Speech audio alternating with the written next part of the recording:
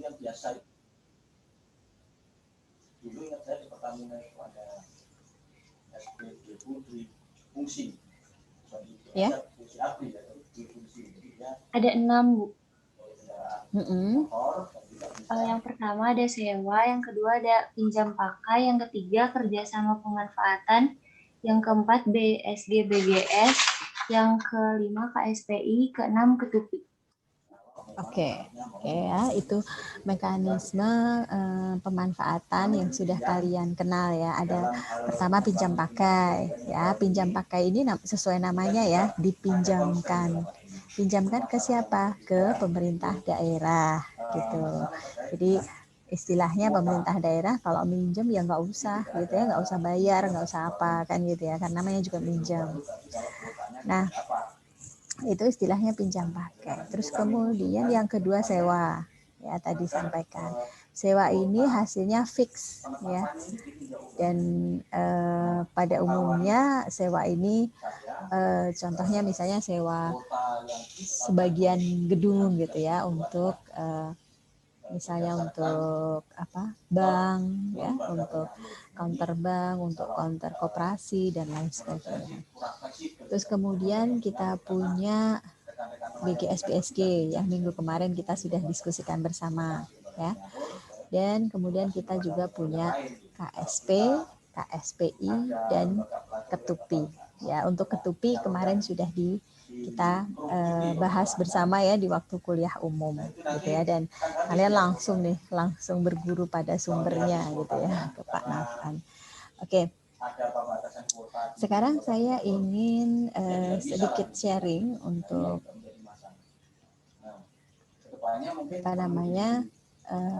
sedikit merefresh ya, merefresh apa yang sudah kalian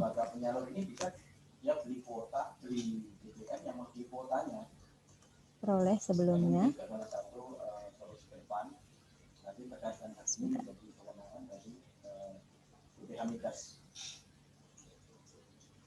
Nah, itu mungkin yang dapat kami sampaikan terkait dengan penyaluran BBM bersubsidi kepada kalian, sekaligus tadi menanggapi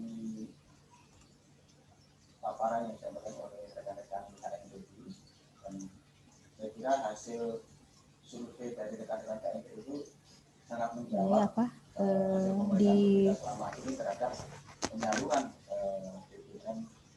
Di Zoom ini yang bisa dibuka terbatas ya, jadi kalau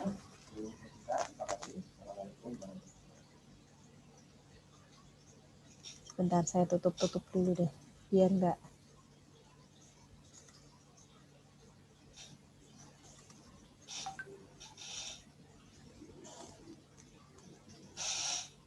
Oke, ini sudah kelihatan di layar Zoom-nya, saya share ya. Jadi untuk KSP sendiri kita mengenal beberapa jenis KSP. Jadi ini kita lebih ke refresh ya karena sudah kalian peroleh sebelumnya. Di sini kita bedakan KSP BUMN umum dan KSP BUMN khusus ya. Nah, untuk yang KSP BUMN umum ya ini lebih terjadi ketika pengelola atau pengguna itu sama-sama memberikan kontribusi ya gitu ya. Jadi pengelola barang atau pengguna barang dan mitra itu sama-sama memberikan kontribusi pada investasi ya. Jadi kerjasama pemanfaatan BUMN. Jadi pemerintah atau dalam hal ini pengelola atau pengguna kontribusinya berupa BUMN yang nanti akan menjadi objek KSP. Sementara untuk mitra dia kontribusinya berupa aset yang nanti akan dibangun di atasnya, seperti itu. Ya, jadi di sini dua-duanya memberikan kontribusi investasi pada kerjasama tersebut. Nah, untuk yang BUMN khusus ini lebih bersifat infrastruktur dan yang operasional. Ya, artinya apa untuk yang infrastruktur? Ini KSPI ini sama sebenarnya.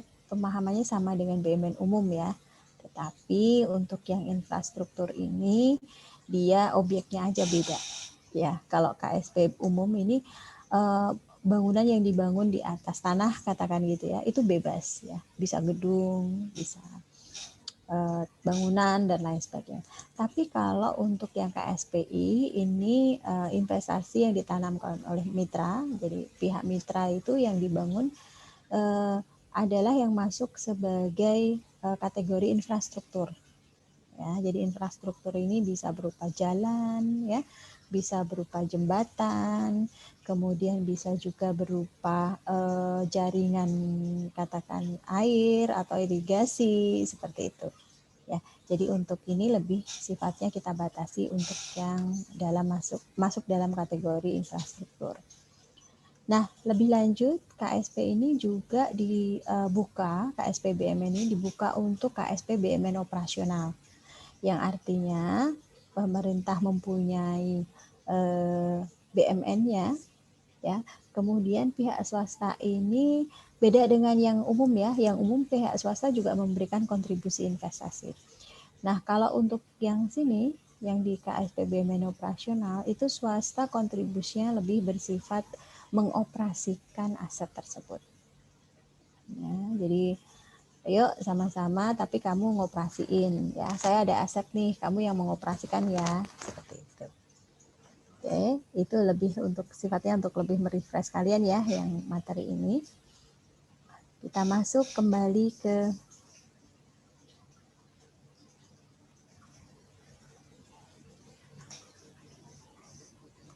sini. Oke, ini saya sudah upload di GCR kalian ya.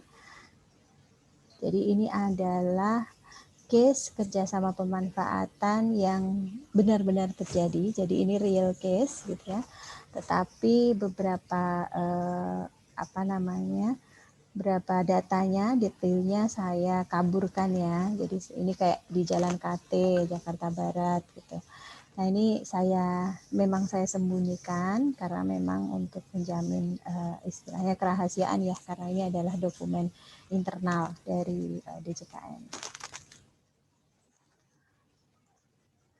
Nah ini latar belakangnya ya teman-teman ya. Jadi latar belakangnya didahului dengan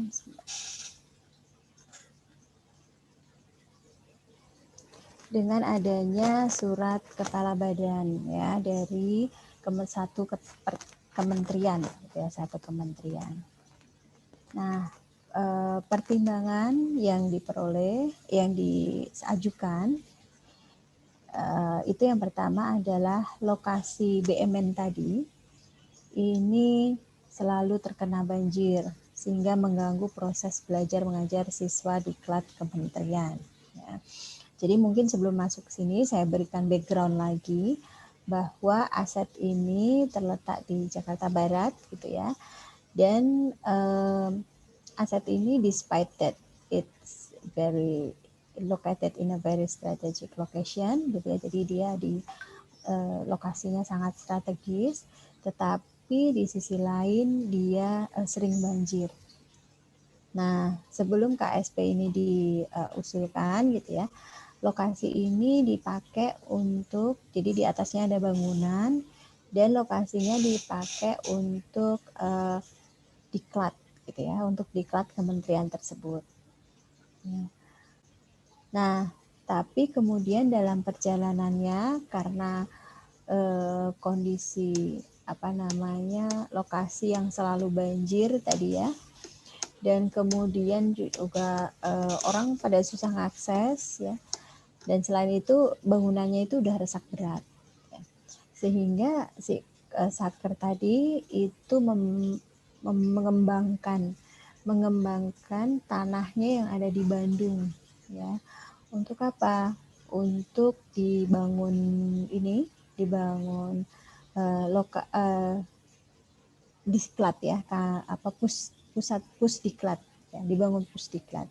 Sehingga pada saat dia mengajukan itu pembangunan pusdik tadi yang dalam hal ini ada di Bandung itu udah selesai 100%.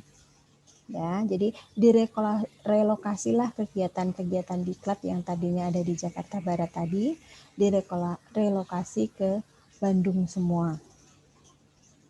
Ya. Nah, sehingga dia menganggap lah orang Ini gantinya udah ada kok, dan gantinya dibangun di Bandung ya, sehingga sekarang ya udah solusinya salah satunya di ini saja, di apa namanya, dikerjasamakan saja. Nah, dan kemudian pertimbangan selanjutnya adalah adanya kontribusi tetap kepada negara. Ini jelas ya kalau ini ya. Terus kemudian ada profit sharing. Nah, lebih lanjut, kemudian masa kerjasama pada saat nanti kerjasama itu berakhir, maka nanti setelah selesai pembangunan ini dan kemudian dioperasionalkan, digunakan oleh dimanfaatkan oleh pihak ketiga, maka bangunan tadi pada akhir periode perjanjian gitu ya, maka itu dikembalikan lagi kepada pemerintah. Oke, sampai sini ada yang mau ditanyakan?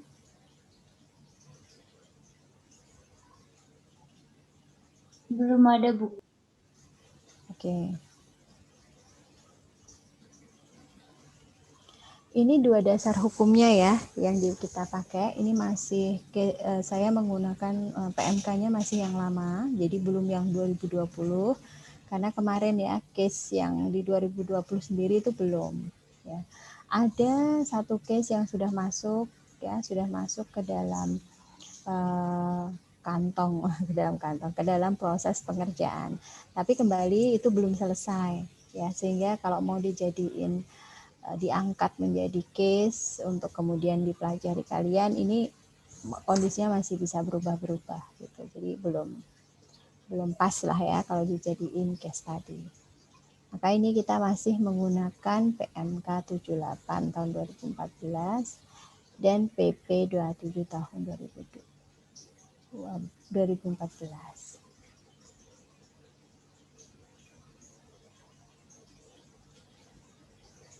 Oke, untuk lokasi ya, tanah ini lokasinya ada di daerah Jakarta Barat ya. Ini luasnya ya 11.770 meter persegi. Ada SHP-nya ada. Terus kemudian batas tanah sebelah utara adalah kali, sebelah selatan masjid dan universitas XXX ya, saya samarkan kembali di sini. Sebelah timur rumah penduduk dan lahan parkir, dan sebelah barat adalah universitas. Nilai NJOP-nya bisa kalian lihat ya, 2014 dan 2015. Ini selisihnya cukup jauh ya.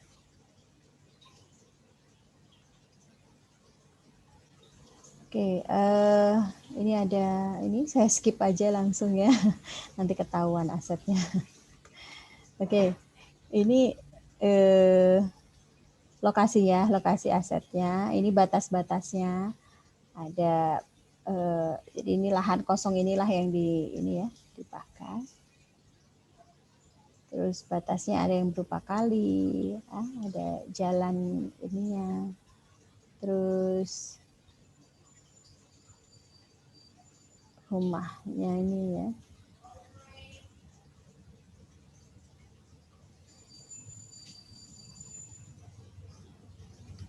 Oke, untuk ini karena kalian sepertinya masih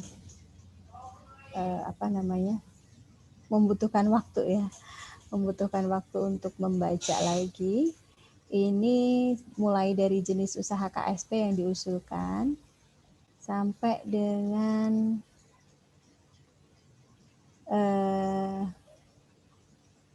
hasil di ini ya, sampai dengan di belakang itu saya beri waktu sebentar ya teman-teman ya, untuk baca dulu ya, kemudian nanti kalian kalau ada yang kurang jelas kalian bisa sampaikan atau kita diskusikan bersama. Nanti saya jelaskan lagi tetap ya, tapi saya kelihatannya sekalian masih muka-mukanya masih belum baca nih kayaknya. Jadi sekalian saya beri waktu 5 menit, 10 menit dulu untuk membaca materi mulai dari yang tadi ya, Terus kemudian kalau ada sesuatu yang mau didiskusikan, silahkan ya, selama nanti saya jelaskan lagi. Oke, mungkin itu ya. Silahkan dibaca dulu teman-teman.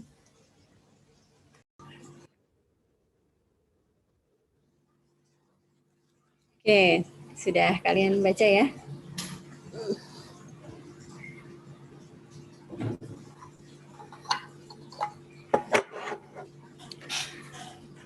Oke, saya akan share screen lagi, kembali ke yang tadi ya. Nah ini tadi latar belakangnya ya, ada surat, tadi sudah sampai sini ya. Oke. Kita masuk ke objek KSP. Nah, objek KSP di sini, sebentar, kenapa geser-geser sih?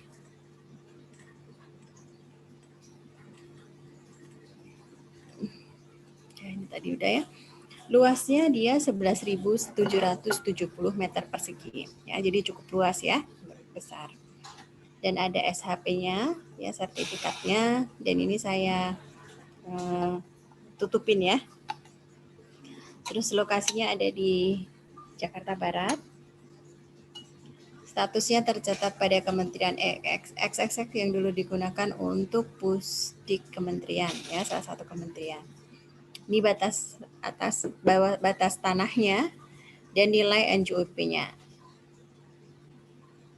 Ya, jadi sini NJOP tahun 2014 20.755.000 dan tahun 2015 besar 23.295.000. Fotonya. Dan jenis usaha yang akan diusulkan untuk KSP ini adalah dipakai untuk kawasan terpadu, ya, mixed use development, yang nantinya akan terdiri dari wisma, jadi ada accommodation dan gedung kantor atau leasing office.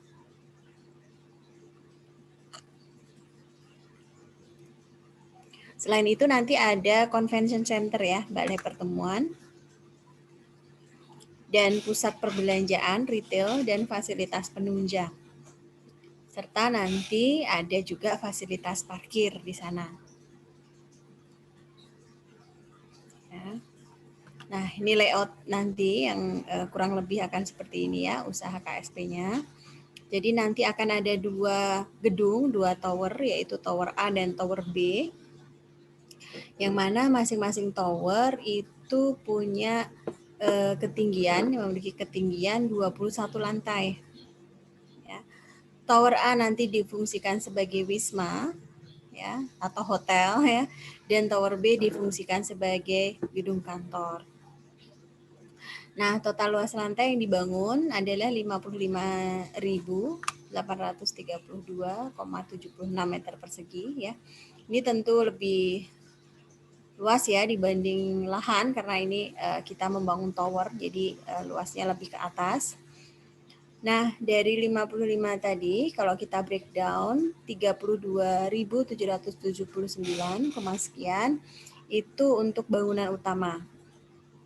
Sedangkan 14,8 sekian, ya, itu merupakan lahan parkir dan fasilitas penunjang. Ya, jadi di sini lahan parkirnya juga ada di dalam gedung. Ya, jadi itulah kenapa sini ada ini ya. Jadi luasnya masuk ke dalam bagian di sini. Jadi dia lahan parkirnya nanti di dalam gedung. Nah ini rencananya 2 tower tadi ya, itu kalau kita lihat sumber pendapatannya yang dari 2 tower tersebut, maka Tower A ini nanti yang rencananya untuk wisma tadi ya, jadi jumlah kamar 176 buah dan ini direncanakan sekelas bintang 3, hotel sekelas bintang 3. Dan tarifnya per malam adalah 700.000.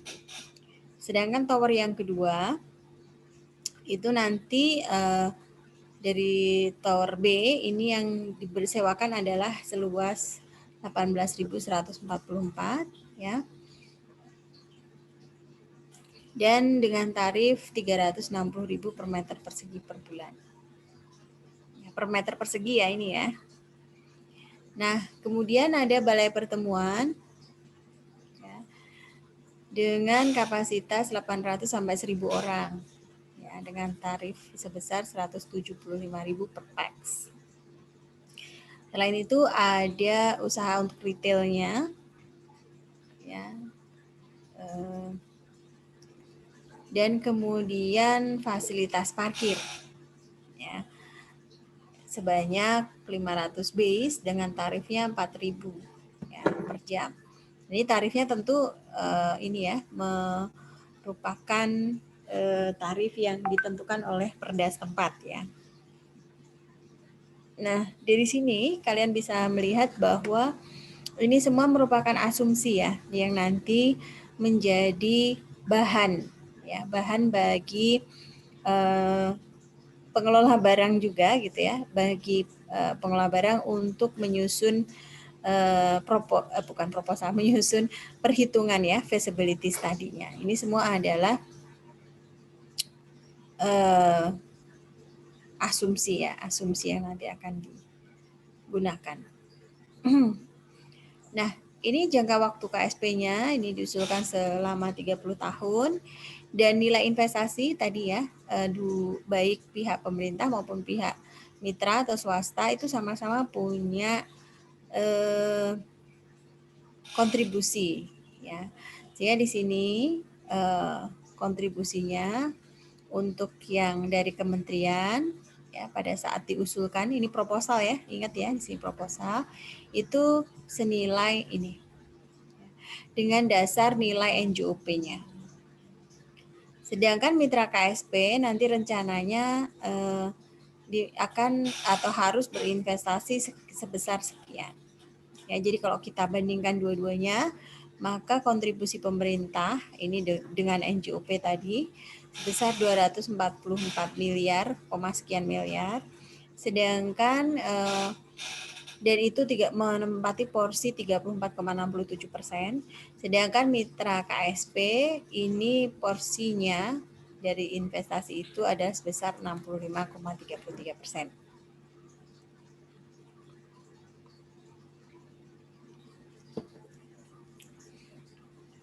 Nah, kemudian kontribusi dari mitra KSP ini ya, selain untuk pembangunan wisma juga untuk konstruksi gedung dan juga furniture dan peralatan. Nah, dari hasil perhitungan ya, perhitungan yang diajukan proposalnya oleh kementerian tadi, maka pemerintah ada potensi persentase kontribusi tetap sebesar 0,54%. Dan ini nanti akan naik terus 6,5%. Ya, 6,5% dari tahun X plus 1, X plus 2 itu naik 6,5% terus. Ya. Dan kemudian untuk profit sharing-nya, ini usulannya adalah persentase profit sharing 34,67. Jadi ini sesuai dengan porsi pemerintah ya pada investasi tersebut. Nah, dan kemudian profit sharing itu akan naik terus banyak 6,4%. Nah, pada akhir perjanjian, ya, pada akhir kerjasama tersebut selesai, maka terdapat nilai sisa bangunan sebesar 145 miliar, sekian.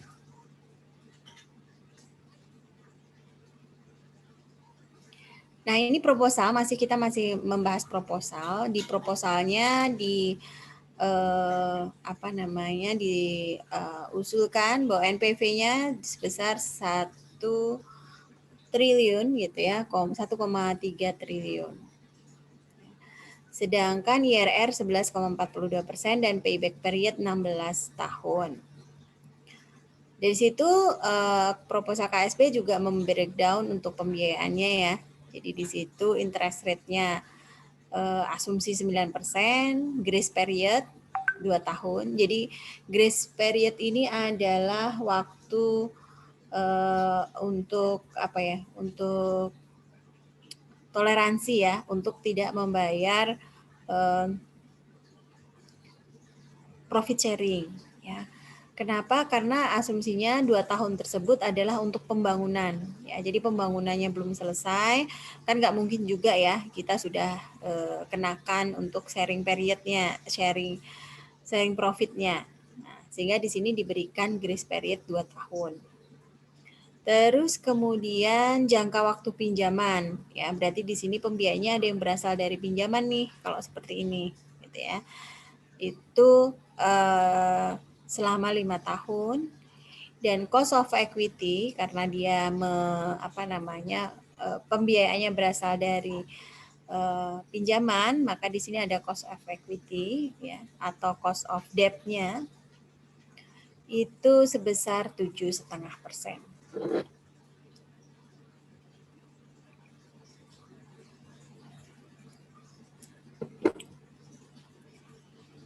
Nah, ini proposal yang diajukan ya.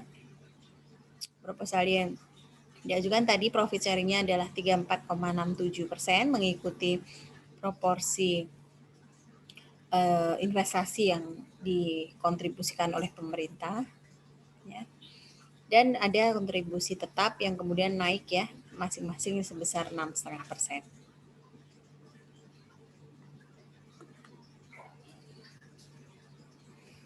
Nah, kemudian proposal yang masuk itu oleh pengelola barang dinilai dong, ya kan?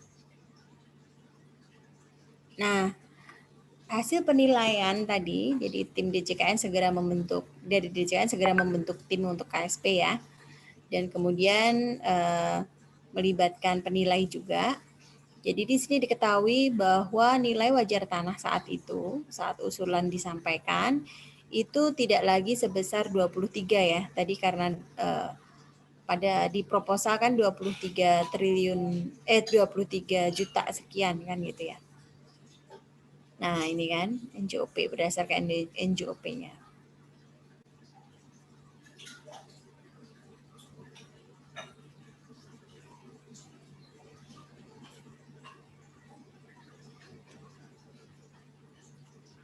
Nah, ini nih ya. 23 juta, 295 sekian.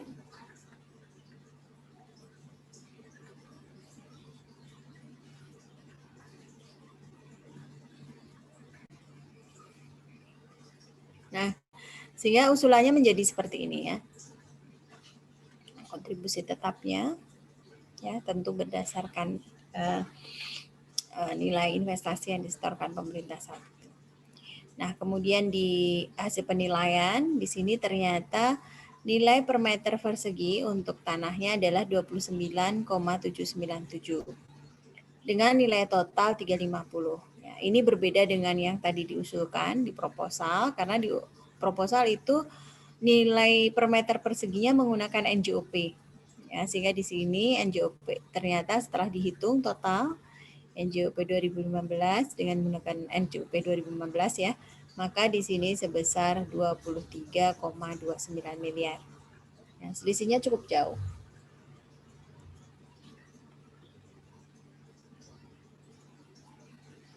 Nah, kemudian dari tim DJKN itu kembali dia melakukan penilaian ya. Jadi tadi karena kontribusinya berbeda antara yang disampaikan proposal dengan hasil penilaian, maka di sini untuk penilaiannya menggunakan hasil dari penilaian tadi ya, tanah nilai yang dihasilkan dari penilaian.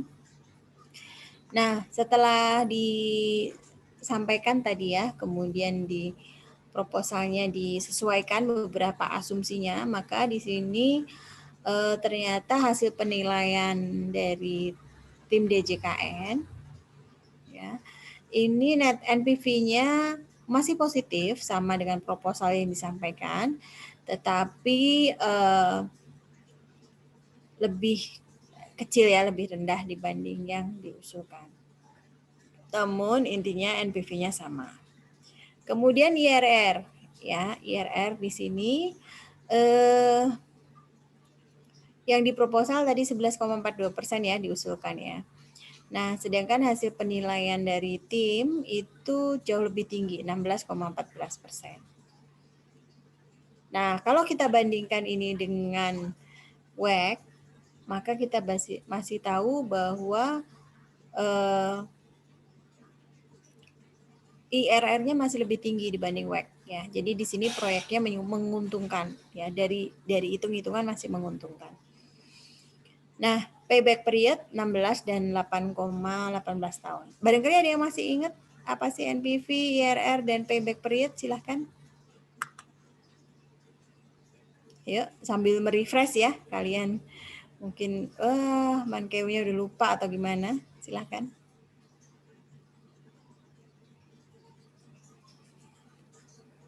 Izin, Bu. Ya, silahkan. Silahkan, Mas. IRR adalah tingkat diskonto suatu proyek yang menghasilkan nilai NPV sama dengan 0. Kalau NPV itu nilainya di present value kan, Bu, ke tahun 0. Oke, artinya apa?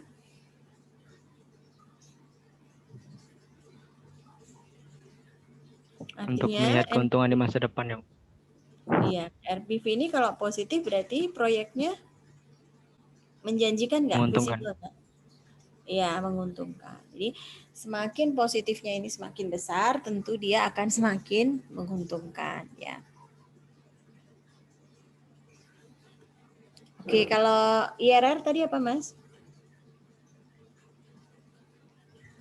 Tingkat diskonto suatu proyek yang menghasilkan nilai NPV sama dengan 0. Betul ya. Jadi ketika NPV-nya 0, maka IRR-nya itu berapa sih? Gitu ya. Nah, tentu saja nanti IRR itu kita bandingkan dengan WACC-nya. Ya. Kalau lebih besar berarti ini bagus banget, ya nggak? Nah, kemudian untuk payback period. Apa sih? Untuk payback period itu artinya apa? Pengertiannya gimana? Izin, Bu. Ya, silahkan. Perhitungan yang menunjukkan lama waktu suatu investasi itu bisa kembali gitu. Oke, ya. Jadi di sini bisa kalian lihat ya dari proposal 16 tahun, sedangkan hasil penilaian dari tim DJKN 8,18 tahun, ya. Jadi kelihatan di sini dari hasil penilaian ini jauh lebih bagus ya payback periodnya dibandingkan yang diusulkan di proposal. Nah, dari hasil perhitungan penilaian tim juga diketahui bahwa NPV itu positif sebesar 64 miliar, ya, 64, sekian miliar. IRR-nya 13,45%, ya. Payback period 11,75% dan WACC 11,73%.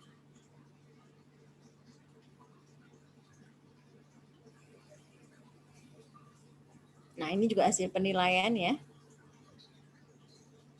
Oke. Tadi kalau kita bandingkan ya dari proposal itu kan dia menggunakan NJOP tahun 2015 ya.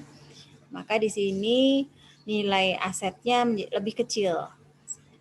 Ini nanti pengaruhnya kemana? Ke kontribusi ya, karena kalau kita totalkan ini investasinya ya.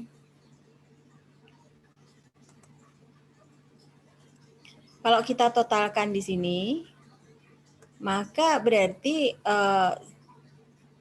porsi kontribusi pemerintah adalah sebesar 34,67%. Ya, 244 dibanding berapa nih? 700-an lah ya.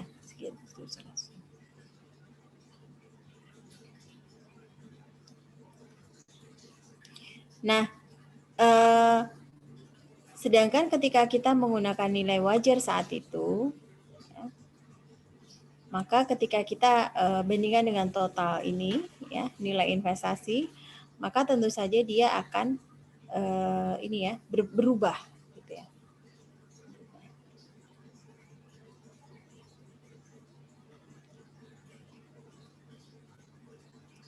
Nah, kemudian besaran persentasenya ya untuk kontribusi tetap ini 0,54% dan 6,5% per tahun.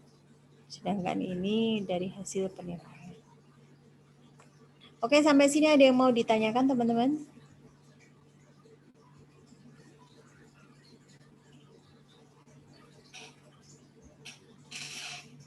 Izin bertanya Bu, kenapa pemanfaatan KSP-nya sampai tahun ke-5 tuh profit sharing-nya 0 Bu? Yang mana? Slide sebelumnya tadi. Yang ada tabel. Ini. Eh,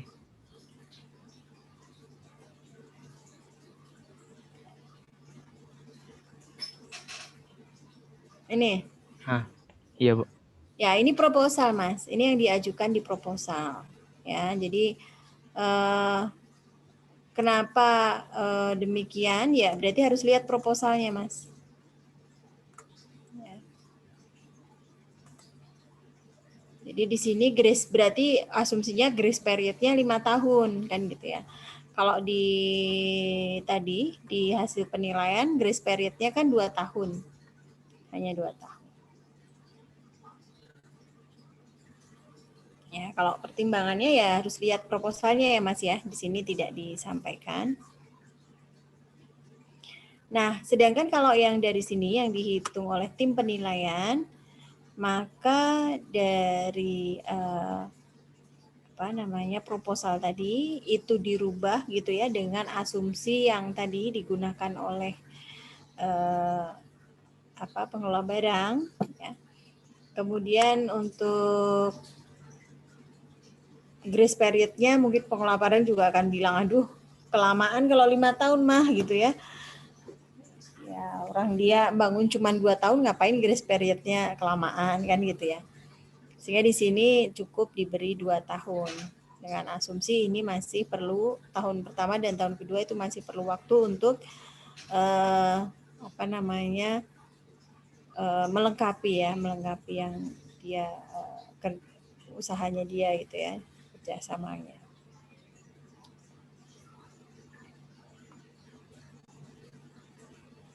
Nah ini alur kerja sama pemanfaatan. Ya, pengguna mengusulkan.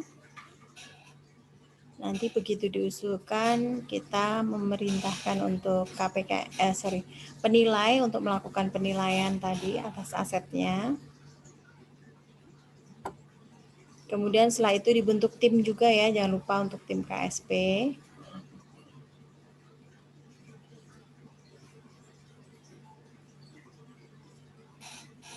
Nah, setelah dibentuk tim oleh KSP, maka tim bisa mengerjakan ya, jadi mulai mengerjakan yang ada di sana. Nah, ini untuk yang selanjutnya ya.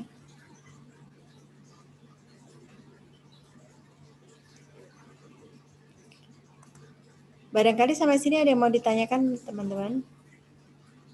Bertanya Bu, Silahkan Mas. kalau misalnya ternyata sebelum grace profitnya itu dia sudah mempunyai profit Bu, apakah itu bisa tidak dibayar atau harus tetap dibayar Bu? Gimana Mas? Misalnya grace profitnya kan 2 tahun Bu, grace periodnya 2 tahun. Jadi sebelum grace period dia sudah memiliki profit Bu, apakah bisa tidak dibayar atau harus dibayar Bu? Iya, kalau seperti itu nanti pada saat pelaksanaannya itu ada semacam review terus ya. Jadi ada auditor juga ya yang ikut masuk ke dalam laporan keuangannya ya untuk memastikan laporan keuangan atau bukan laporan keuangan ya, laporan proyeknya itulah ya. Kalau kita ngelihat dari sisi pemerintah kan itu berarti laporan proyek ya. Laporan proyek yang disusun oleh pihak swasta itu sudah memadai. Gitu. Nah, misalnya nih sebelum tahun kedua udah dibuka kan gitu. Ya nanti ketangkepnya pada saat penyusunan laporan keuangan ya, audited dalam hal ini. Oke, kalau ternyata udah untung ya udah berarti kamu ini dong misalnya bagi ini dulu gitu ya, bagi hasilnya dulu profit sharingnya.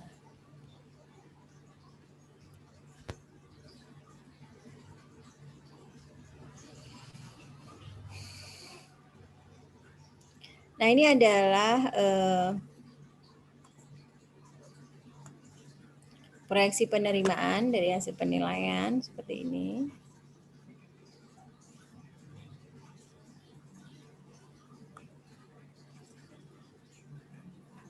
Nah, ini nilai kontribusi tetap dan bagi hasilnya.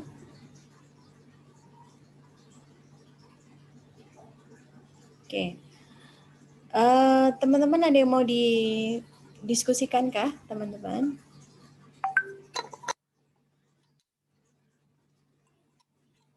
Barangkali ada yang mau didiskusikan. Izin Bu, Silahkan. kalau misalkan sudah disetujui dan sudah dapat mitra, tapi ternyata sebelum dilaksanain itu ada bencana alam gitu Bu. Itu kerugiannya yang bakal nanggung. Itu masuk ke force major, Mbak. Jadi kalau force major itu nanti kan ada klausulnya sendiri, Mbak. Itu. Jadi ini kan risiko ya. Jadi kalau dari usaha itu kan ada risiko, ya. Mereka tentu sudah hitung itu seperti itu. Ya. Kan ada apa namanya, kalau pemerintah kan kita ya kontribusinya berupa tanah kan gitu ya. Semua bangunannya, semua fasilitasnya dari pihak swasta gitu.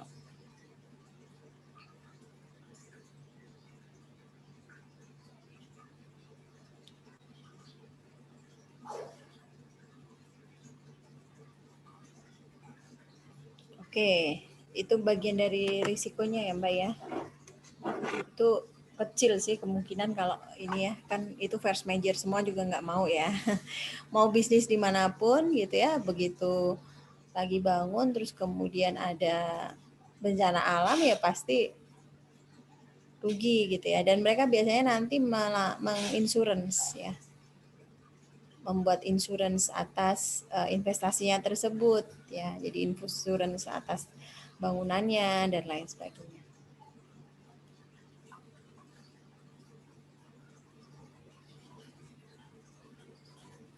Oke, bisa dipahami?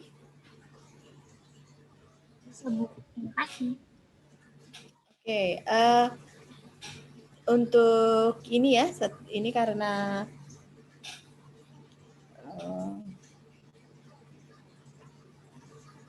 apa namanya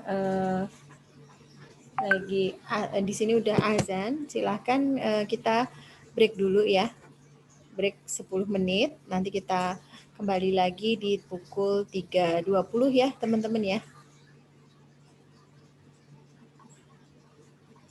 Sambil yang tadi, yang 2 materi yang lain sambil kalian baca buat yang tidak atau tidak sholat ya, buat yang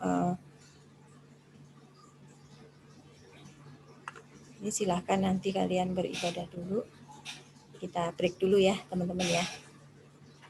Baik, Bu.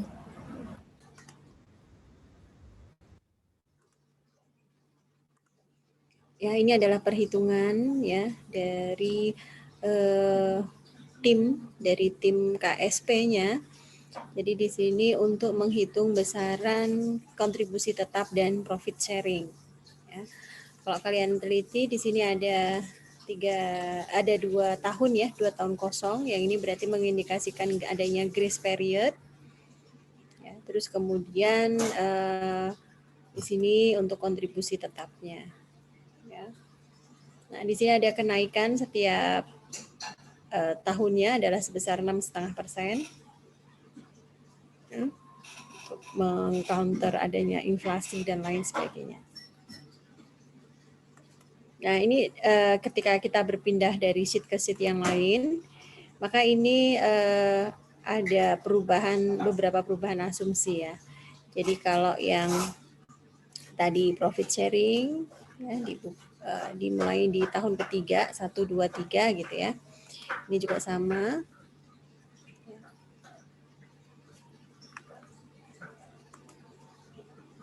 Nah, kemudian di sini jadi berdasarkan nilai investasi ya. Berdasarkan case dari flow perhitungan perkiraan penerimaan negara. Berarti penerimaan negara berarti nanti ditotalkan ya, di sini totalnya. Nah, kalau yang ini dicoba-coba sesuai tadi usulannya, karena usulannya ada 5 tahun ya. Kalau ini dimulai di tahun ke-8 baru mulai dilakukan profit sharing. Hasilnya seperti apa?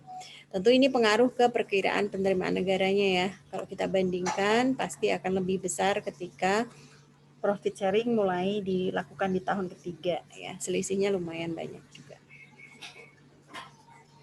Oke. Dari sini kalian bisa melihat ya bahwa untuk menyusun ini kalian perlu merefresh apa yang kalian peroleh di mata kuliah manajemen keuangan ya, dan khususnya di how to provide atau bagaimana menyusun analisa proyeksi laporan keuangan proyek gitu ya. Nah, untuk mendapatkan jumlah ini tentu saja ini ada perhitungannya terlebih dahulu ya, yang tidak masuk ke dalam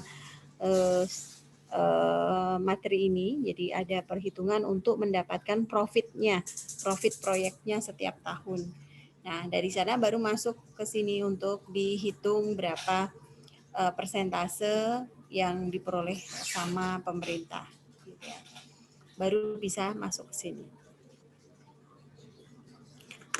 Oke, itu ada lagi nggak yang belum saya jelaskan dari sini? Atau ada yang mau ditanyakan?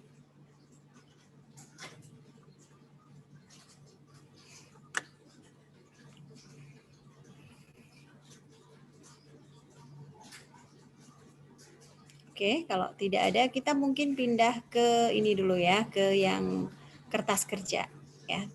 Jadi ketika kita melakukan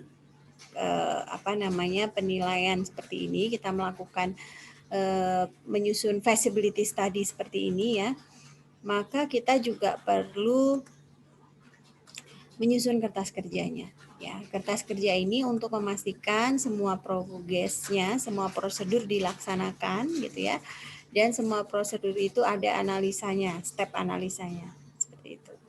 Ya, jadi ini menjamin adanya transparansi gitu ya, dan memastikan bahwa semua prosedur sudah dilakukan dengan profesional. Nah, ini kertas kerjanya ya. Nanti kalau kalian terjun ke lapangan, maka mungkin kalian akan diminta bantu-bantu untuk menyusun kertas kerja ya, bisa jadi. Nah, kurang lebih bentuknya seperti ini. Ya, disebutkan kertas kerjanya, terus kemudian di disclose di sini latar belakangnya ya. Jadi bukan proyek yang tiba-tiba kemudian muncul gitu ya. Jadi pasti ini ada latar belakangnya. Nah, kemudian tujuan. Ya, jadi di sini mengoptimalkan BMN untuk memaksimalkan PNBP. Terus pengamanan ya, karena tadi luas sekali dan itu di tengah kota. Kalau itu dibiarkan begitu saja kosong begitu saja, karena ini aset yang di atasnya udah mulai rusak ya. Jadi orang pasti pada ngelirik gitu ya. Nah, kalau tidak dikerjasamakan maka pengamanannya akan berisiko. Ya, jadi dikatakan ada penyerobotan atau pemanfaatan secara ilegal, gitu ya.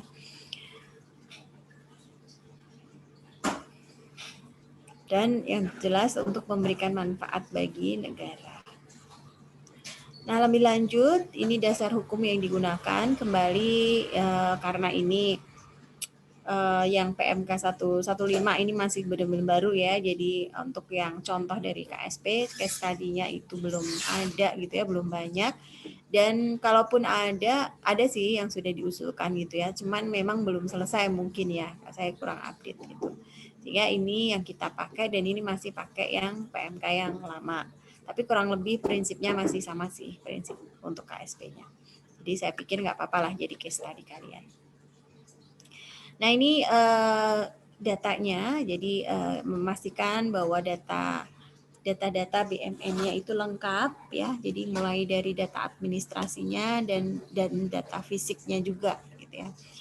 Jadi data administrasinya di sini sudah lengkap, bukti kepemilikannya, kemudian lokasinya juga jelas gitu ya. Ini data fisiknya ya, batas-batas tanah, dan ini ada petanya. Nggak akan saya bahas ya. Nanti kalian tahu lagi ya tempatnya di mana. Oke. Nah, kemudian untuk nilainya. Nah, ini nilainya terbagi menjadi dua ya. Di sini ada nilai berdasarkan NJOP dan nilai yang berdasarkan nilai wajar. Ya.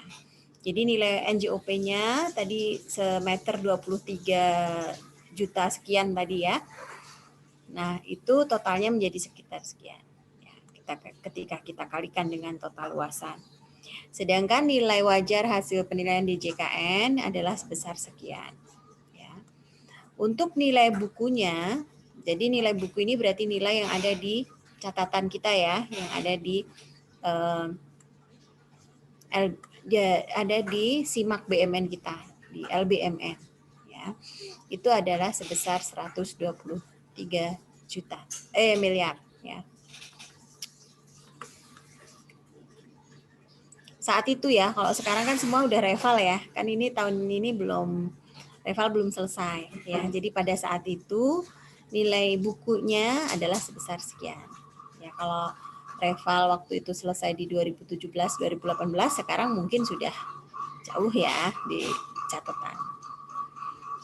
Nah, kemudian di situ disampaikan mitra KSP. Ya, kita tahu bahwa penetapan mitra KSP itu dilakukan melalui tender. Tadi ada ya di bisnis flowchart-nya kan ada tuh. Nah, sehingga itu dilakukan untuk penunjukan KS mitranya itu dilakukan melalui tender sesuai dengan ketentuan yang berlaku. Nah, seperti yang kalian pahami bersama untuk proses ini ya, proses KSP itu ada 3 jenis analisa ya, yang 3 bentuk analisa, yaitu analisa teknis, analisa pasar, dan analisa keuangan. Sebenarnya satu lagi sih ada analisa legal ya harusnya. Jadi legal di sana seperti apa, boleh nggak membangun bangunan, tapi ini mungkin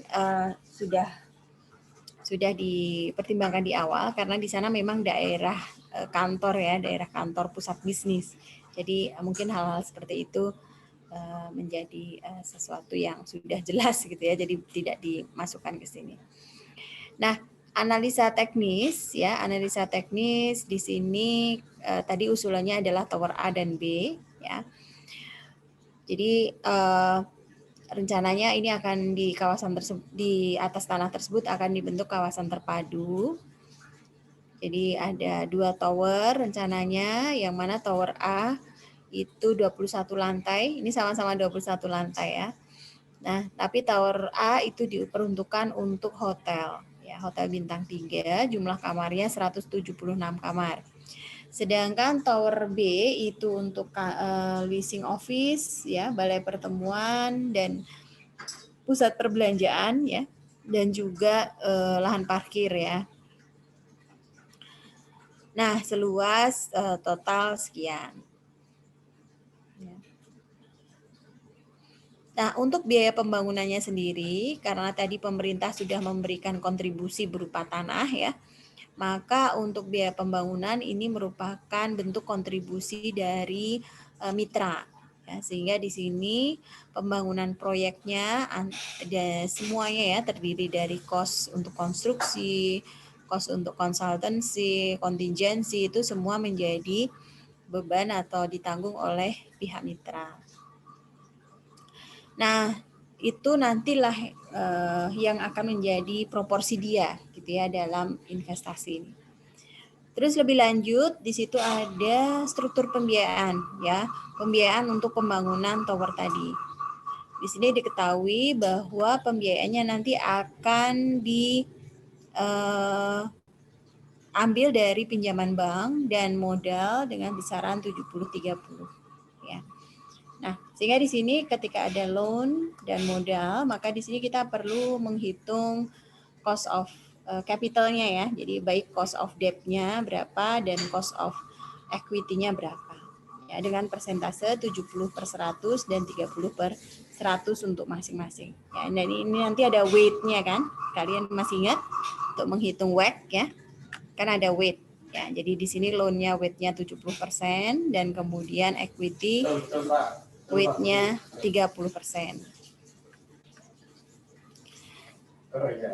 Nah, di sini ada satu analisa lagi, yaitu analisa pasar ya. Memang Ya. program yang disampaikan tadi cukup baik ya Pak ya. Jadi selama ini Dan analisa pasar ini karena tadi ada bottleneck-nya itu berbagai macam ya, berbagai macam objek yang nanti akan menjadi sumber pendapatan ya. Maka di sini kita juga menyusun analisa pasar untuk masing-masing objek tadi ya. Jadi di sini dengan analisa pasar ini kita ingin memastikan bahwa masing-masing potensi income yang kita ingin buka tadi itu akan mendapatkan hasil yang maksimal ya. Jangan sampai kita mendirikan misalnya hotel gitu ya, padahal analisa pasarnya ini nggak masuk gitu ya. Nah itu nanti sama aja kita put ourselves in risk gitu ya. Jadi di sini kita ingin memastikan bahwa apa yang kita sediakan di sini, apa yang kita kerjasamakan itu adalah sesuatu yang marketable gitu. Nah, di sini diasumsikan ya tingkat huniannya 60% ya. Nah, ini tentu bukan angka yang turun dari langit ya, teman-teman ya. Ini 60% ini tentu saja didasarkan pada riset juga, hasil riset. Ya, misalnya mencari tingkat hunian rata-rata di tingkat hunian hotel rata-rata tingkat hunian hotel di Jakarta, katakan seperti itu.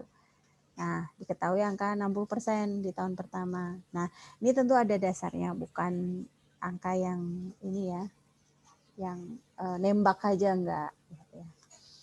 Nah, kemudian kenaikan di tingkat hunian. Saya kalau pakai headset jadi pusing ya.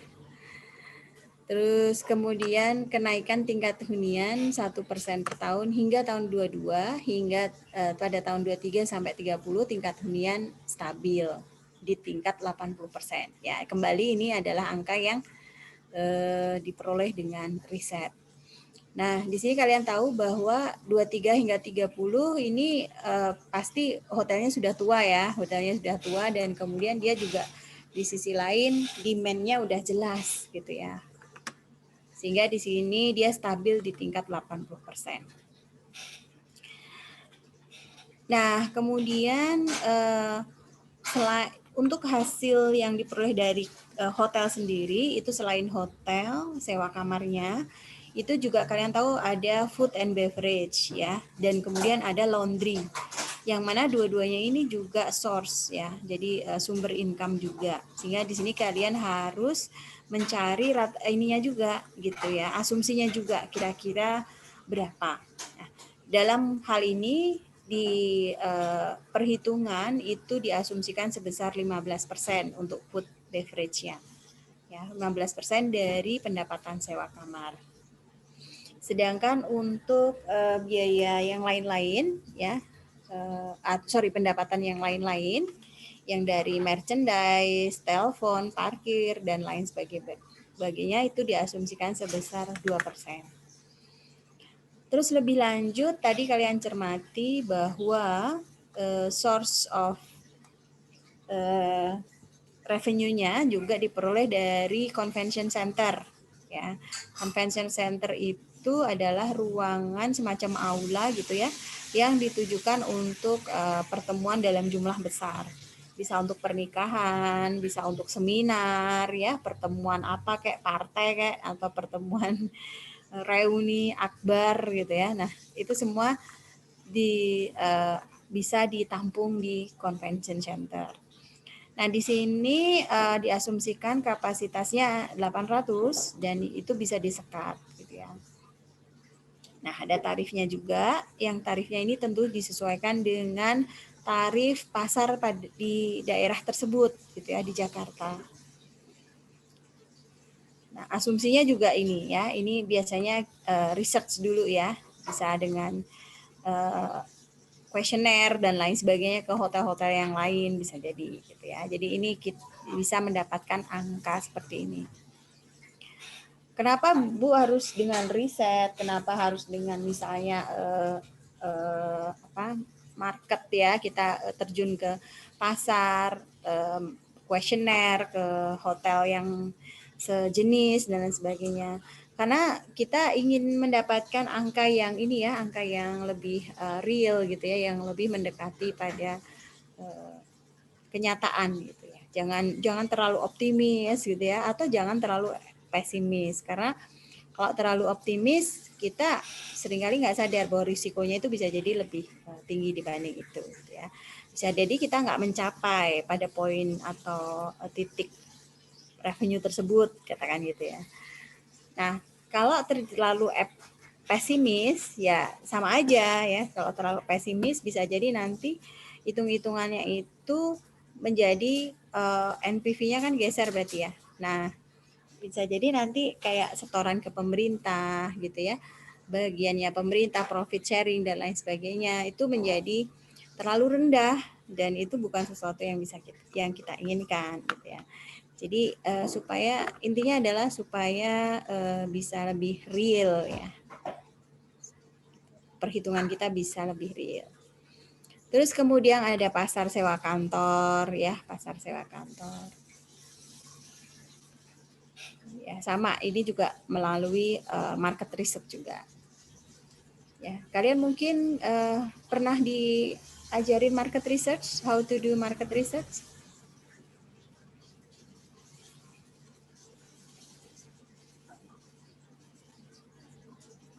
Belum? Atau sudah?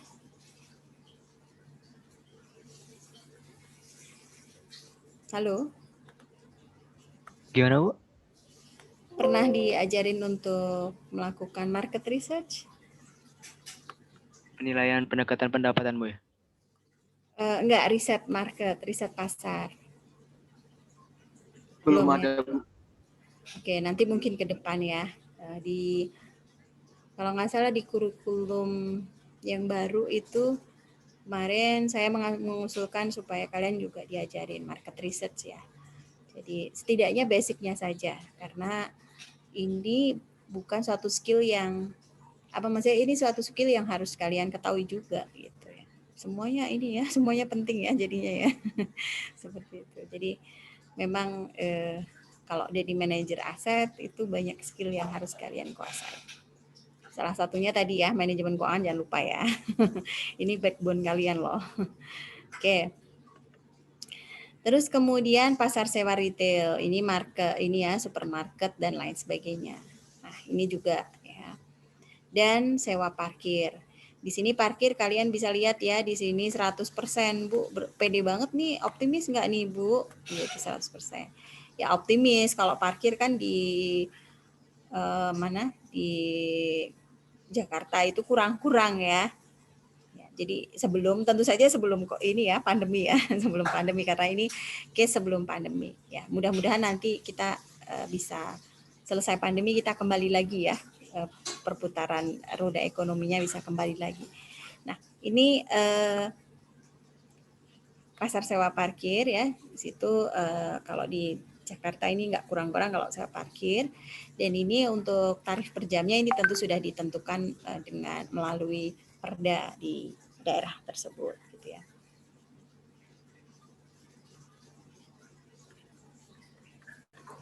Nah, kita masuk ke analisa keuangan. Jadi tadi analisa teknis ya, kemudian analisa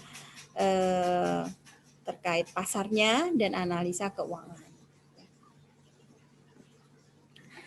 Nah, untuk analisa keuangan di sini ada perhitungan untuk nilai investasi, kontribusi dari masing-masing ya. Untuk pemerintah sekian ya tadi dengan nilai wajar saat itu.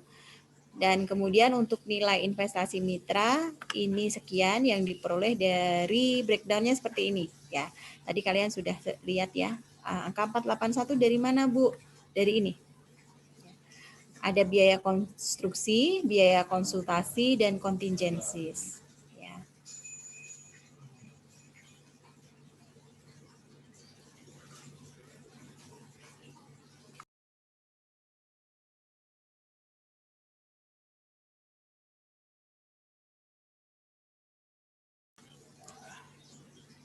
Nah, di sini ya construction cost itu sebesar 433, sekian miliar. Dan ini konsultasi. Ya, yang paling gede tentu saja namanya bangun ini ya, bangun tower ya. Paling gede pasti cost of construction ya, construction cost pasti paling besar. Ya, di sini 352 miliar.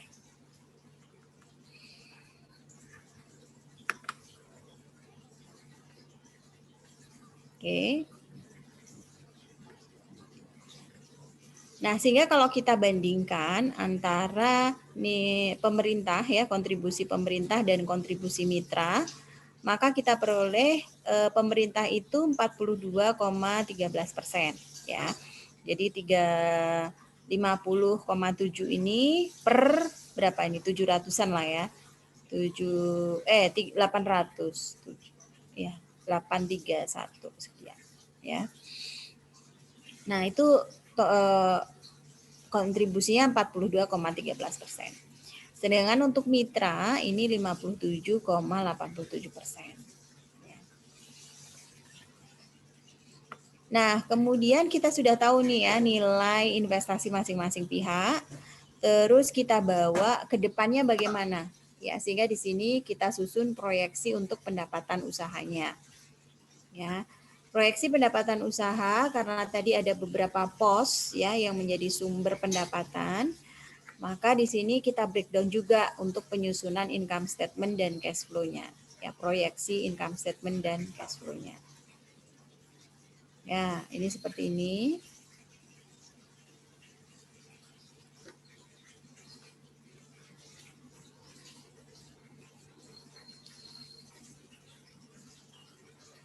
Ya, tingkat inflasi kita asumsikan 6,31%.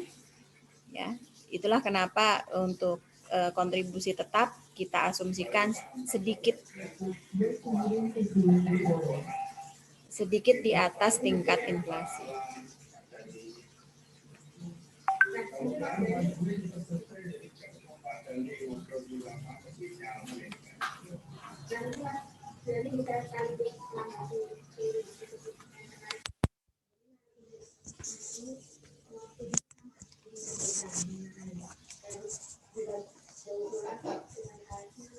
Kemudian ya, kontribusi tetap di sini 0,54% kalikan nilai wajar tanah, kenaikannya sedikit di atas inflasi ya, di sini 6,5%, inflasinya 6,31%. Kemudian kontribusi pembagian keuntungannya, ya.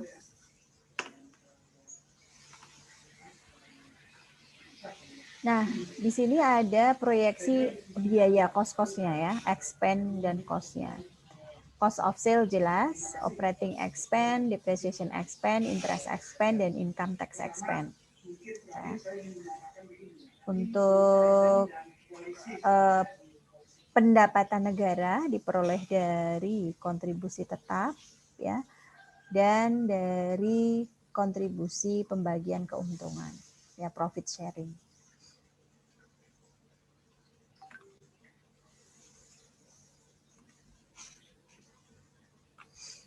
Oke, ya. Kemudian dari sana disusunlah rasio-rasio keuangannya, gitu ya. Jadi di sini rasio keuangan yang penting, yang pada umumnya selalu menjadi tolok ukur ya untuk menghitung seperti ini, itu adalah NPV, payback period, dan internal rate of return. Jadi ada 3 ini, NPV, payback period, dan internal rate of return. Ya, jadi IRR yang di ini ya, yang bisa diambil oleh mitra KSP adalah sekian, 13,45%. Dan ini sangat besar ya, sangat tinggi gitu ya. Kalau kita bandingkan dengan sukuk ya, sukuk itu cuma berapa? 7 sampai 8% kan ya. Nah, tetapi tentu saja risiko ini dibarengi dengan return ini dibarengi dengan adanya risiko yang lebih tinggi gitu. Nah, kalau kita lihat proyek KSP secara keseluruhan ya, maka ini lebih slightly below ya. Jadi di sini malah di atas ya, di atas. Jadi NPV-nya lebih besar, kemudian payback period-nya lebih rendah tentu saja, lebih cepat balik, dan IRR-nya lebih tinggi.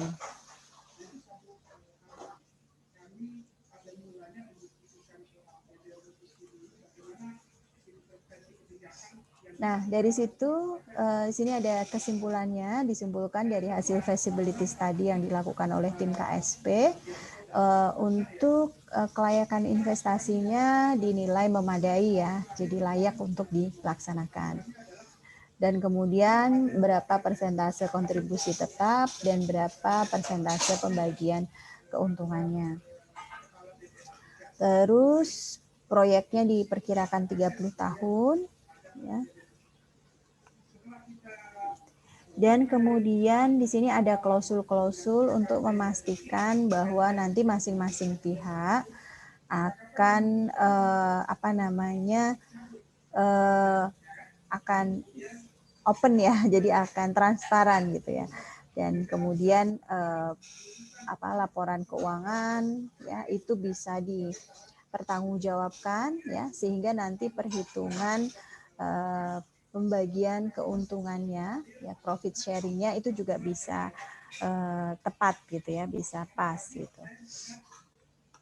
Nah, untuk itu di sini ada 3 klausul yang harus di disclose ya, harus disampaikan atau harus ditulis dalam perjanjian. Yang pertama yaitu perlu dilakukannya audit laporan keuangan. Ya, jadi di sini laporan keuangan atas proyek KSP tadi itu nanti kan ada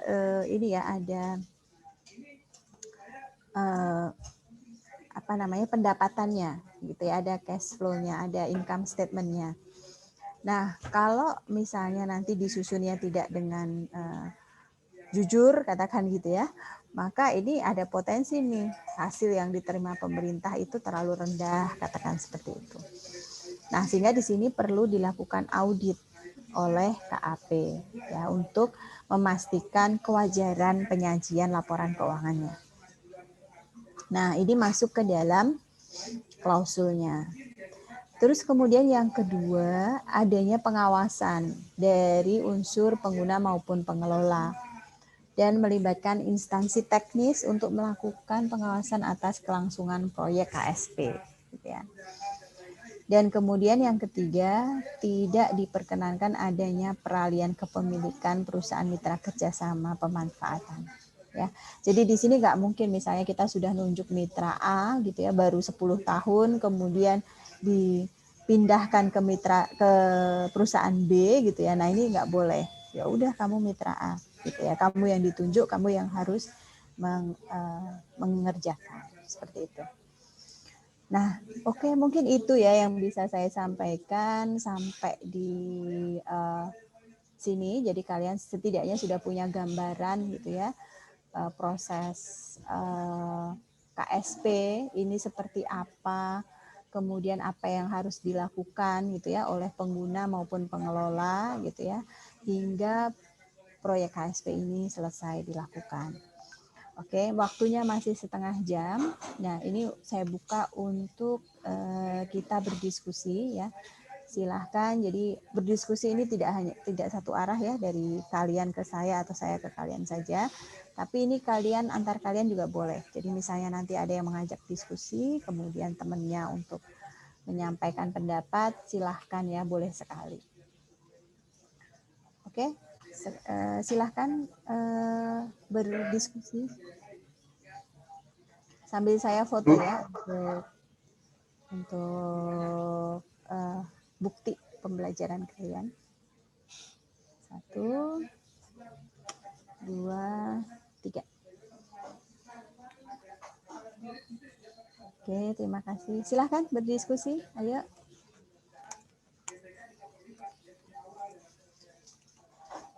Izin Bu. Silahkan. Tadi kan di awal itu di kertas kerjanya kan disebutkan hanya presentasi jumlah pendanaannya saja Bu, yang 70 dari Iya, Mas. yang Putus. utang. Halo ya Mas, tadi putus. Ya Bu, jadi kan tadi di awal disebutkan presentasi pendanaan itu 70% dari utang, terus 30%-nya dari equity kan Bu? Betul. Kenapa yang utang itu tidak disebutkan secara rinci ya Bu? Jumlahnya Maksudnya? gitu. Ya, berarti tinggal tadi investasinya berapa? 481 ya tadi ya total ya? Ya kan? 481. Ya berarti tadi udah saya foto ya kalian ya? Belum? Kok sudah ada filenya? Sebentar. Saya jadi bingung sendiri.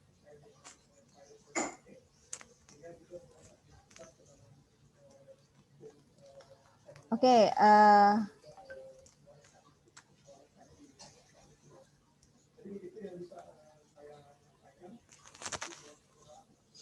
tadi 481 berarti kalau 70%-nya dari debt ya tinggal dikalikan kan 70% dari 481 tadi.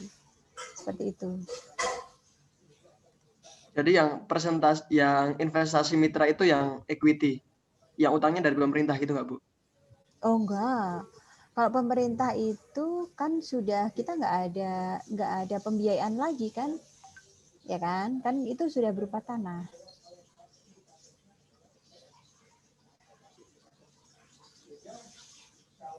Oke, bisa memahami nggak? Bisa mengikuti?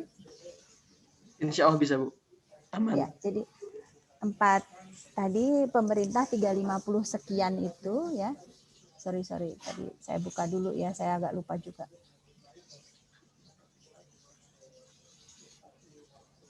Nah, ini nih ya.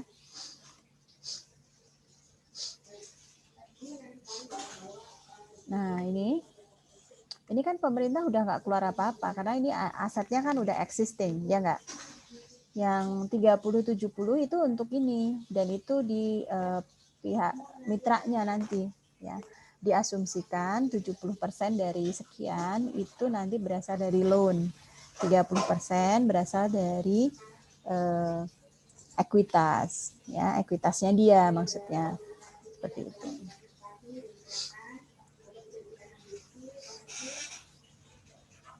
Oke, bisa dipahami.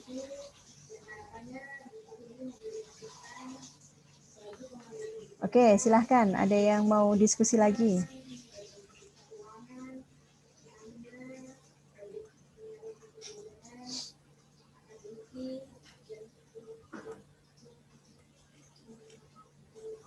Ayo, silahkan. Saya tunggu.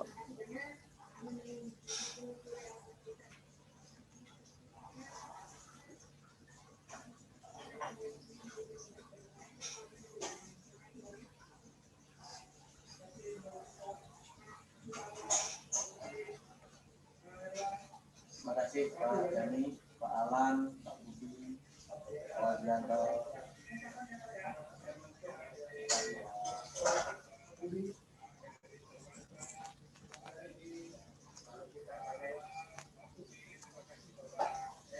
Terima kasih Bapak Ibu.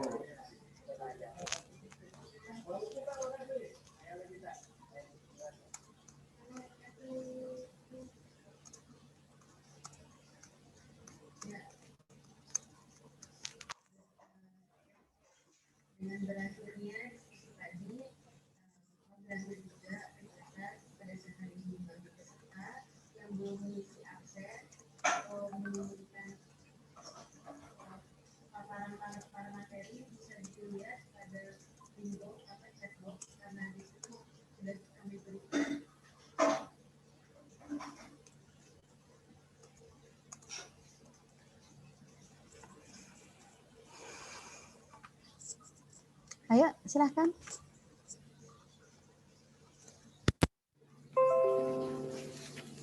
Soalnya apa? Gantian nama. Suami lagi rapat juga jadi. Oke, silahkan. Ayo. Udah jelas semua? Kira-kira kalau kalian terjun terus kemudian harus mengerjakan seperti ini, bantu-bantu gitu-gitu, kira-kira gimana? Bisa nggak? Kalian tahu ya, what should you do?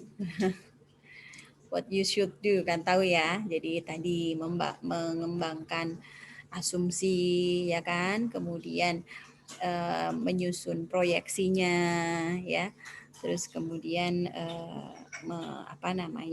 mulai menyusun untuk yang berapa persentase yang menjadi bagian dari pemerintah, berapa yang menjadi bagian dari swasta, kan gitu ya. Nah, tapi tentu saja kalian terjun ya nggak langsung yang seperti itu, nggak ya. Tapi yang kalian mungkin ya bantu-bantu dulu bikin ini ngumpulin data, bisa jadi ya, koordinasi, ngajak koordinasi pembahasan seperti itu. Jadi nggak yang langsung terjun ngitung sih, mungkin kalau menurut saya sih belum ya. Terus diminta untuk Mbak minta tolong bikin ini ya, kertas kerjanya. Nah, seperti itu yang tadi gitu ya. Setidaknya kalian sudah punya bekal lah untuk dari yang tadi yang saya sampaikan, kira-kira bagian mana yang mungkin kalian merasa tidak confidence untuk membuat?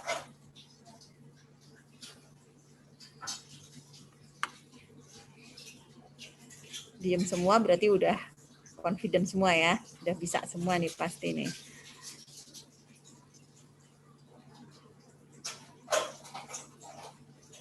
Mana, bagian mana yang kalian merasa masih, aduh kayaknya saya masih harus belajar lagi deh Bu yang ini gitu. Perhitungannya Bu, kayaknya Bu. Perhitungannya, oke, perhitungannya. Ya, perhitungannya nanti kalian bisa buka lagi ya di manajemen keuangan. Kurang lebih seperti sebentar. Perhitungan itu khususnya di bagian mana, Mas?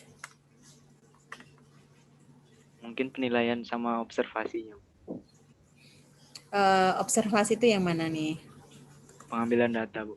Kan di Indonesia pengambilan data itu sulit, Bu. Kalau untuk penilai, Bu. Oke, data apa nih? Data terkait mungkin apa? Data dari pasar, jual beli sama marketnya gitu, Bu. Oh, market risetnya ya. Di penilaian kalian mendapatkan kan ya, dibekalin dengan tadi ada mungkin bukan satu topik, bukan satu mata kuliah terpisah gitu ya yang berdiri sendiri, tapi materi lah ya yang disampaikan di penilaian ada kan ya, untuk how to do market research seperti itu. Nah, saya akan memberikan gambaran, mungkin ini lebih ke refresh ya, karena kalian sudah mendapatkan manajemen keuangan ya. Kurang lebih pada saat kalian menyusun nanti kurang lebih seperti ini ya. Kalian harus menyusun cash flow-nya, proyek cash flow. Nah, untuk cash flow kalian juga sudah tahu ya, bahwa di cash flow itu ada 3 jenis ya, 3 kategori cash flow. Yang pertama cash flow yang muncul pada saat awal-awal proyek ya.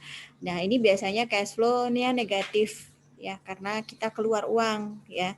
Jadi pihak mitranya tadi kan keluar uang. Nah, biasanya disebut initial outlay atau cash outlay di tahun pertama ya. Nah, di sini nanti di cash outlay ini, initial outlay ini ada yang bentuknya yang dalam bentuk untuk projectnya, dalam artian untuk fix asetnya, ya, dalam hal ini adalah untuk pembangunan tadi, construction cost, ya, dan lain sebagainya. Ada yang nanti ditujukan untuk working capital, ya. Nah, ini cost outflow yang terjadi di tahun-tahun pertama. Ya.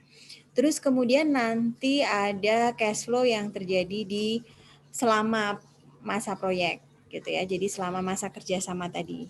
Jadi mulai tahun, katakan di situ perlu 2 tahun untuk pembangunan, ya. Berarti mulai tahun ketiga sampai tahun ke-30. Itu disebut operating period cash flow. Dan yang terakhir di ujung pada saat kerjasama itu selesai, maka akan ada cash flow untuk terminal cash flow. Nah, ini yang relevan cash flow yang umum terjadi, ya. Nah, ini di awal, ya, ini untuk tadi cost of plan-nya, ya, jadi pembangunan untuk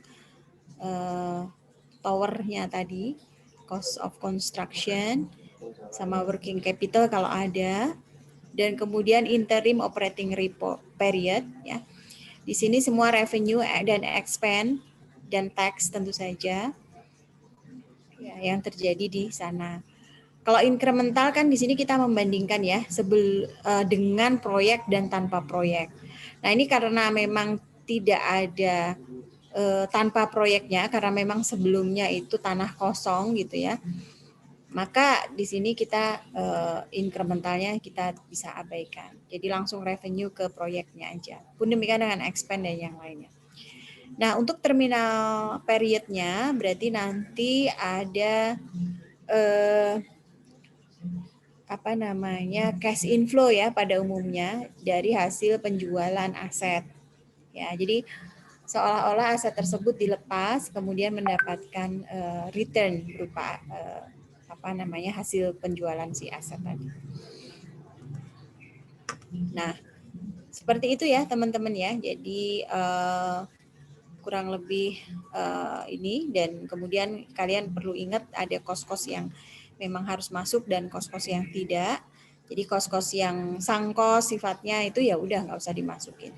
Mau ada proyek itu, mau nggak ada proyek itu, ada kosnya, berarti itu masuk ke sangkos. Ya. Nah, ini rumusnya, ya, kalian masih ingat lah pasti, ya.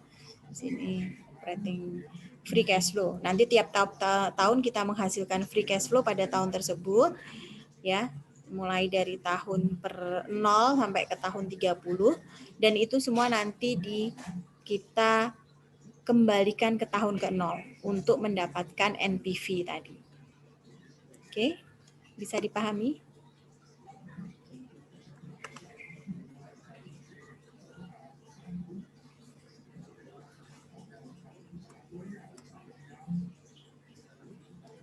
Halo, bisa dipahami? Bisa, Bu. Bisa, Bu. Ya? Sudah mulai ingat, ya?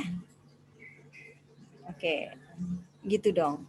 Saya jadi merasa lega nih kalau kalian sudah bisa ingat, ya, yang dulu di manajemen keuangan, gitu, ya.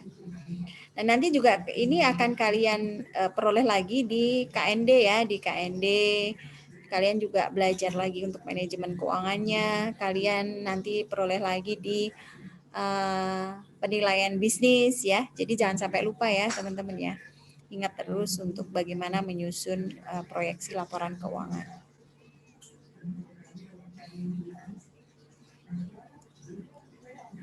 Oke, dulu saya pernah tuh awal kerja ya kayak kalian gini, ya, terus baru kerja.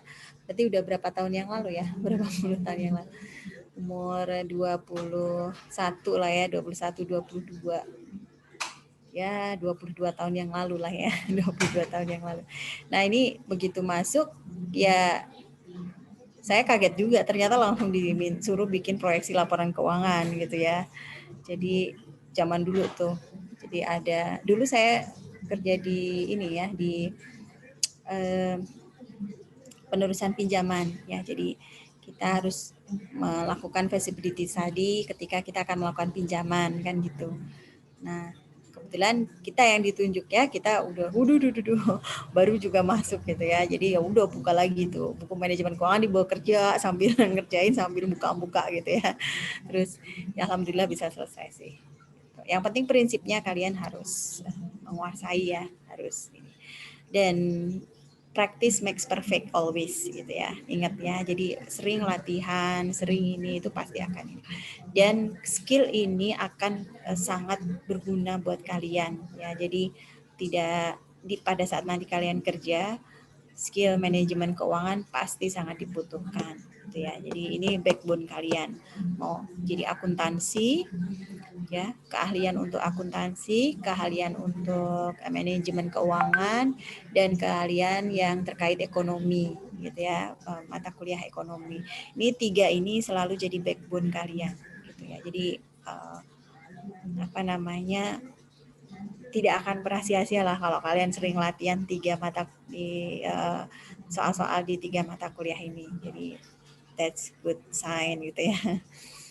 Apalagi kalau kalian nanti ini ya di bagian yang misalnya keuangan atau di bagian misalnya di yang memang menjadi asset manager gitu ya, harus mempropose atau harus kemudian memberikan masukan buat pimpinan, ini kira-kira visible nggak Mas gitu ya. Coba lihat. Nah, itu kalian benar-benar bisa dituntut untuk menguasai 3 mata kuliah tadi. Oke, ada yang mau didiskusikan lagi? Masih 11 menit. Izin Bu. Silahkan Mbak Rahma. Masih belum paham bedanya KSP sama BGS Bu. Kan dua-duanya sama-sama dibangun, terus digunakan, terus... Oh, ya, benar. Ya, I see. Jadi memang ini dua-duanya sama ya, kayaknya Bu sama-sama bangun, digunakan oleh pihak ketiga, terus diserahkan di ujungnya, terus bedanya apa gitu ya. Nah, bedanya adalah pada tujuannya Mbak gitu ya. Jadi kalau BGS itu tujuannya adalah untuk memenuhi pelayanan ya, pelayanan umum gitu ya, yang tapi pemerintah itu nggak punya duitnya gitu ya. Jadi misalnya kemarin bikin tol ya, bikin mungkin irigasi gitu ya, bikin dam atau bikin bikin ya paling banyak jalan tol itulah ya. Nah, ini tentu memerlukan capital outlay yang sangat besar ya, pembangunan seperti ini. Dan seringkali APBN kita itu nggak cukup gitu. Nah, ini bisa dipenuhi dengan BGS tadi gitu. Ya, ada hitung-hitungannya Bu, ada gitu ya. Jadi nanti ini dapat berapa gitu. Nah, beda dengan yang KSP ini ya. Kalau KSP ini memang lebih untuk memanfaatkan aset idle, Mbak. Gitu. Tujuannya kalau tadi untuk memenuhi kebutuhan ya, setengahnya untuk memenuhi kebutuhan akan pelayanan publik, tapi dananya mungkin terlalu besar. Kalau yang ini memang aset yang idle kemudian memang mau dimanfaatkan gitu. Makanya tadi pembangunannya kayak contoh yang tadi disampaikan itu mungkin berupa hotel gitu ya, dan hotel ini bukan bentuk pelayanan kan gitu ya, bukan pelayanan vital lah istilahnya gitu. Nah sehingga ininya agak sedikit berbeda di sana Mbak, kurang lebih ya. Jadi kalau BGS boleh nggak Bu hotel? Mungkin nggak kali ya, jadi lebih pas ke KSP seperti itu. Dan KSP ini kalau kalian lihat ini persentase sharingnya lebih banyak ya nggak? Ada kontribusi tetap dan kemudian ada profit sharing. Sementara kalau BGS PSG kemarin kan tidak ya, jadi lebih ini. Karena apa ya? Karena memang ini tujuannya untuk optimalisasi penerimaan juga pendapatan PNBP tadi. Gitu Mbak Rahma. Terima kasih. Ya, sama-sama. Ada lagi yang mau ditanyakan?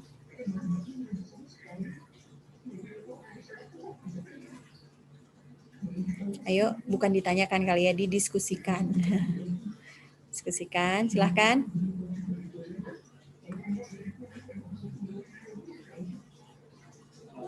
Mas Komang, ini kayaknya banyak pertanyaan ini. Enggak, Bu, udah terjawab semua tadi yang sebelum-sebelumnya. Oh ya. Siapa lagi nih?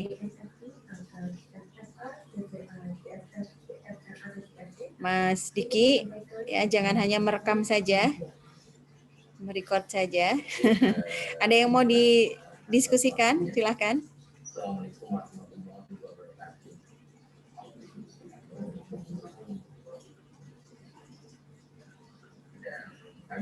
Nggak ada? Oke, kalau tidak ada, berarti kita sudahi ya. Ini masih 7 menit, tapi nggak apa-apa. Nanti kita bisa sambung di WA Group ya.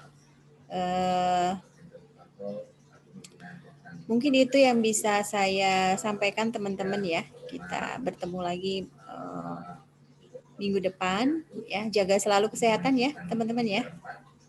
Oke, kondisinya makin tidak kondusif, jadi jangan keluar-keluar dulu, udah di rumah aja ya. Oke, terima kasih untuk perhatiannya. Assalamualaikum warahmatullahi wabarakatuh. Waalaikumsalam warahmatullahi wabarakatuh. Terima kasih, Bu. Terima kasih ya. Bu. Assalamualaikum.